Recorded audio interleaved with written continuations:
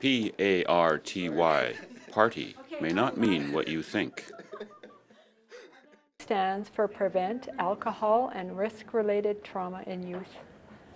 The P.A.R.T.Y program was started by emergency and ICU doctors and nurses who are seeing a large number of youth with serious injuries. The car crashes are the #1 killer of youth, and so the thought is to reach them before they get their driver's licenses so that they start out driving, being aware of the risky behaviors that they can be involved in.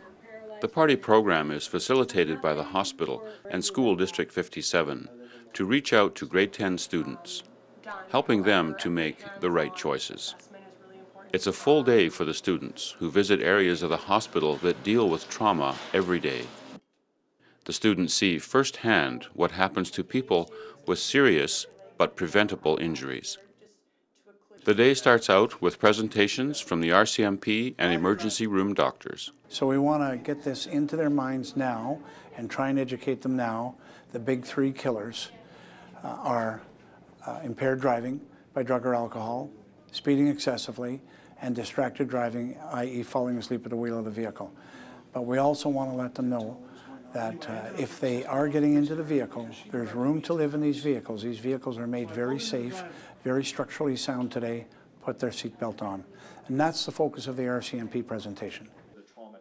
What we really want them to do is start to think about their actions and what it can lead them to. If they make good decisions, it usually means good outcomes, and bad decisions, not so great outcomes oftentimes. And that's really what the slides are all about, is to kind of make them aware, shock them a little bit, and hopefully educate them a whole bunch.